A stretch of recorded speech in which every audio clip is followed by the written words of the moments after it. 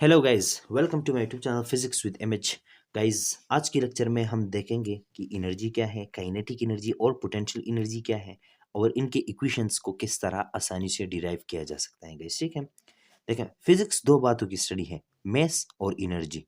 तो उन दो बातों में से एनर्जी एक बात है, तो इसको समझना लाजमी है फिजिक्स को समझने के लिए। गाइस, ठीक है। तो डिफिनीशन इसकी है, the ability of anything to do work is called energy. देखें गाइस, कायनात में कोई भी चीज देखें, कोई भी चीज हो और वो काम कर सकता हो, काम करने की इस सलाहियत को हम कहते हैं एनर्जी। लेकिन कौन सा काम गाइस? काम हो फिजिक्स वाला, यानी कि किसी बॉडी पर फोर्स अप्लाई हो और उस फोर्स की वजह से डिस्प्लेसमेंट कवर हो रहा हो, को हम कहते हैं वर्क।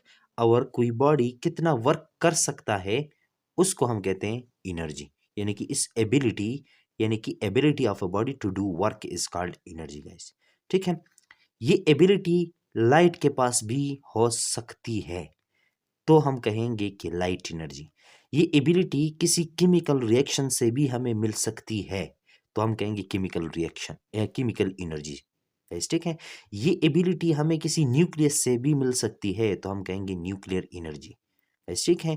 ये एबिलिटी किसी बॉडी की टेम्परेचर की वजह से भी हमें मिल सकती है, तो उसको हम कहेंगे हीट एनर्जी गाइस, ठीक है। इस तरह एनर्जी के बहुत सारे अकसाम है गाइस, ठीक है। लेकिन सिर्फ हम दो पे फोकस करेंगे, एक है काइनेटिक एनर्जी और एक है पोटेंशियल एनर्जी। अच्छा, सबसे पहले मैं आता हूँ काइनेटिक एनर्जी पर कि ये काइनेटिक एनर्जी क्या है। देखें, काइनेटिक एनर्जी ये एक एबिलिटी है किसी बॉडी के साथ काम करने की, उसकी मोशन की वजह से। Sample, the ability of a body to do work due to its motion is called kinetic energy, या the energy associated with the motion of a body is called kinetic energy. क्या मतलब है इसका basically, और किस तरह से इस इक्वेशन को हम डिराइव करेंगे काइनेटिक एनर्जी के लिए, इसको देखते हैं। यानी कि काइनेटिक एनर्जी का मैथमेटिकली लैंग्वेज ये है कि ये है काइनेटिक एनर्जी, ठीक है। अब इसको डिराइव किस तरह किया जाता है, ये देखते हैं। लेट सपोज हमारे पास एक बॉडी है, ये जो मैंने स्फेरिकल बॉल लिया हुआ है, ये एक बॉडी है, इसका मेस है m। और जब से हमने इसको देखना शुरू किया, तब इसकी इनिशियल वेलोसिटी है 0, यानी कि ये रेस्ट में है गाइस, ठीक है। और एक बंदा आ जाता है, इस पर फोर्स अप्लाई करना शुरू कर देता है गाइस, ठीक है। जब इस पर फोर्स अप्लाई करना शुरू करता है, तो न्यूटन सेकंड लॉ हमें कहता है कि जब फोर्स आता है, एक्सटर्नल फोर्स आता है, नेट फोर्स आता है, तो वो इस बॉडी के स्टेट में चेंज लाएगा। यानी कि ये रेस्ट में है, तो ये मोशन में आएगा, यानी कि इसकी वेलोसिटी में चेंज आएगा, यानी कि इसमें एक्सेलरेशन प्रोड्यूस होगा गाइस, ठीक है। ये तो हम जानते हैं। ये बंदा जो फोर्स लगा रहा है, ये फोर्स है कांस्टेंट फोर्स है गाइस, यूनिफॉर्म फोर्स लगा रहा है गाइस, ठीक है। कभी कम और कभी ज्यादा नहीं कर रहा, ठीक है।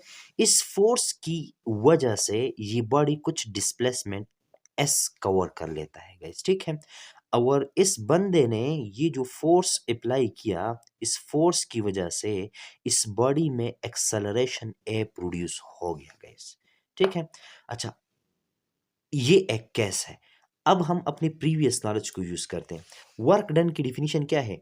The dot product of force and displacement. Force जो ये गुलखान अप्लाई कर रहा है इस बॉडी पर एफ, और डिस्प्लेसमेंट जो इस बॉडी ने कवर किया अंडर दिस फोर्स, उसको हम लिख सकते हैं एफ डॉट एस, ठीक है।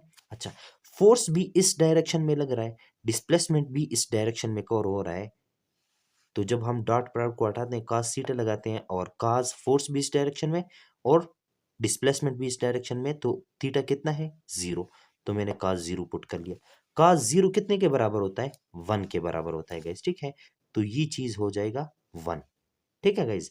अच्छा, तो ये हमारे पास वर्क डन आ जाएगा एफ एस, और इसको हम कॉल कर लेंगे इक्वेशन नंबर 1। लेकिन रुकिए, बट देखें, initial velocity of the body है, बॉडी में एक्सेलरेशन कितना प्रोड्यूस हो गया वो है, बॉडी ने कितना डिस्प्लेसमेंट कवर किया वो है, बॉडी की फाइनल वेलोसिटी कितनी है, उसको हमने वी एफ कहा है, वो है। तो हम थर्ड इक्वेशन ऑफ मोशन लगा सकते हैं यानी कि 2as is equal to v f square minus v i square को हम लगा सकते हैं गाइस, ठीक है। लेकिन इसको मजीद सिंप्लीफाई करने से पहले न्यूटन सेकंड लॉ हमें क्या कहता है? न्यूटन सेकंड लॉ हमें कहता है F is equal to m a. जब किसी बॉडी पर फोर्स लगता है, अगर उस बॉडी का मेस एम है तो उसमें एक्सेलरेशन ए प्रोड्यूस होगा। यहां से मैं इस ए की वैल्यू को अगर निकालूं तो ए हमारे पास आ जाएगा एफ, और एम को दोनों साइड पे डिवाइड किया तो हमारे पास a is equal to F divide by M. इसको कॉल किया इक्वेशन नंबर 3। अब इस इक्वेशन नंबर 3 को उठाया, ए की वैल्यू उठाई और इस इक्वेशन नंबर 2 में पुट किया तो equation 2 in equation 3 implies that ये वाला 2 अपनी जगह पर आ गया, ए की जगह हमारे पास एफ बाई एम आ गया, ठीक है, और ये वाला एस अपनी जगह पर आ गया, ये वी एफ स्क्वायर भी अपनी जगह पर, और माइनस वी आई स्क्वायर कितना होगा? 0, क्योंकि वी आई क्या है?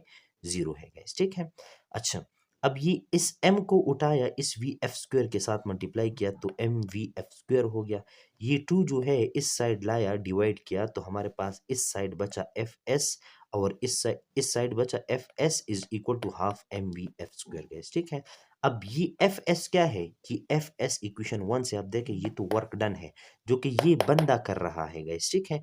तो ये वर्क डन हमारे पास आ जाएगा half m v f square. अब ये वी एफ स्क्वायर क्या है? ये तो इस बॉडी की वेलोसिटी है, यानी कि इस बंदे ने जितना काम किया इस बॉडी पर वो काम अपीयर हो गया इस बॉडी की मोशन की शक्ल में गाइस, ठीक है।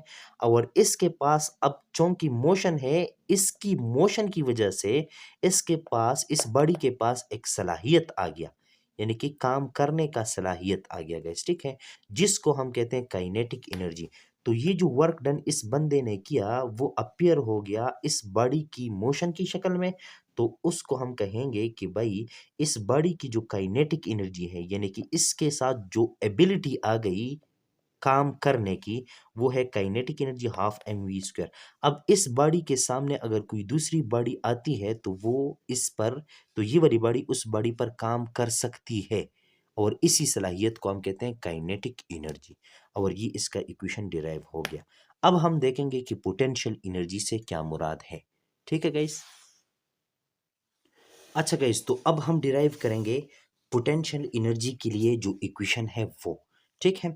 तो ऐसा करने के लिए, यानी कि ये चीज डिराइव करने के लिए potential energy is equal to m g h, ऐसा करने के लिए लेट सपोज हमारे पास एक बॉडी है जिसका मेस है एम, कितना है? एम गाइस, ठीक है। अब ये बॉडी बेचारी यहाँ पर पड़ी हुई है, तो ये किसी दूसरी बॉडी पर वर्क नहीं कर सकती, यानी कि इसके पास अब कुछ एबिलिटी नहीं है। क्या नहीं है? एबिलिटी नहीं है, इसके पास एनर्जी नहीं है। इसकी मैस की वजह से एनर्जी है, जो कि इस इक्वेशन की शक्ल में हम पढ़ सकते हैं E is equal to m c square. लेकिन अगर इसके सामने एक दूसरी बॉडी को रखा जाए तो ये इस पर काम नहीं कर सकती अगर ये इसी तरह से रहेगा, ठीक है। लेकिन जब यूं ही मैं इस बॉडी को ऊपर उठा देता हूँ और यहाँ से इसको छोड़ देता हूँ और इसके आगे कोई दूसरी बॉडी है, तो वो जो बॉडी होगी उस पर इस बॉडी की वजह से वर्क डन होगा, यानी कि ये बॉडी उस बॉडी पर फोर्स अप्लाई और वर्क डन होगा, तो सलाहियत तो इसके पास आ गया, और इस सलाहियत को तो हम एनर्जी कहते हैं। अब ये सलाहियत इस पोजीशन में इसके साथ नहीं था, इस पोजीशन पर आ गया, इसकी कॉन्फ़िगरेशन की वजह से आ गया। इसकी फील्ड में, यानी कि ग्रेविटेशनल फील्ड, ये हमारे पास अर्थ है और अर्थ के इर्द गिर्द इसका ग्रेविटेशनल फील्ड है। पता नहीं कहाँ तक फैला हुआ है, ऊपर आप जाएं तो कहाँ तक फैला हुआ है ये हमें नहीं पता, लेकिन इसके इर्द गिर्द इसका फील्ड है। और इस फील्ड में जब हम किसी बॉडी को एक खास कॉन्फ़िगरेशन देते हैं, एक खास तरतीब देते हैं, तो इस तरह तरतीब देने से इस बॉडी के पास एक एनर्जी आ जाती है, जिसको हम कहते हैं ग्रेविटेशनल पोटेंशियल एनर्जी, जिसका इक्वेशन है एम जी एच का, ठीक है। इस इक्वेशन को अब डिराइव करते हैं। ये एक बॉडी है, इस पर मैंने फोर्स अप्लाई किया, ठीक है, इसको यहाँ पर लेकर आया, फोर्स अप्लाई किया, इसने डिस्प्लेसमेंट कवर किया एच, और इसको मैं यहाँ पर लेकर आया, तो जो वर्क डन मैंने किया वो कितना है? एफ कितना अप्लाई हुआ और एच कितना है गाइस, ठीक है। कास थीटा लगाएंगे, कास को 0 रख देंगे क्योंकि फोर्स भी ऊपर की तरफ लग रहा है, डिस्प्लेसमेंट भी ऊपर की तरफ, तो एफ एच आ जाएगा गाइस, ठीक है। अब देखें इस बॉडी पर मैंने कितना फोर्स लगाया होगा, इसको आहिस्ता आहिस्ता यहाँ पर लाने के लिए जितना कि इसका वेट है, वेट इसका डाउनवर्ड, उतना ही फोर्स अगर मैं इसके ऊपर अप्लाई करूंगा तो यहाँ तक लेके आ जाऊंगा ना। अब ये बॉडी रुकी हुई है तो इस पर मैंने कितना फोर्स लगाया है, equal to the weight of the body guys, ठीक है। तो एफ जो है वो एक्चुअल में वेट है गाइस, ठीक है। तो ये इक्वेशन मेरे पास आ जाएगा, work done is equal to F की जगह वेट ऑफ द बॉडी और साथ में एच अपनी जगह पर आ गया गाइस, ठीक है। लेकिन हम तो जानते हैं वेट ऑफ द बॉडी बराबर होता है एम जी के, तो इस इक्वेशन में वेट की जगह मैं एम जी पुट कर लूंगा। तो ये इक्वेशन टू जो है इम्प्लाइज करेगा work done is equal to m g h, ठीक है। अब इस बॉडी पर मैंने वर्क डन किया और इस तरह करने से इसके पास एक सलाहियत आ गया। और कौन सा सलाहियत आ गया, वर्क डन करने का, ठीक है।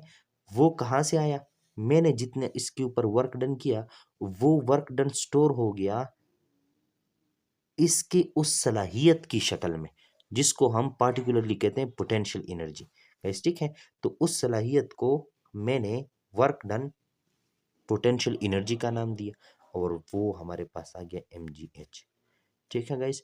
तो ये था आज का लेक्चर, उम्मीद है आपको पसंद आया होगा। मिलते हैं नेक्स्ट लेक्चर में, तब तक के लिए अपना ख्याल रखिएगा। अल्लाह हाफिज, द अल्लाह पा अमान।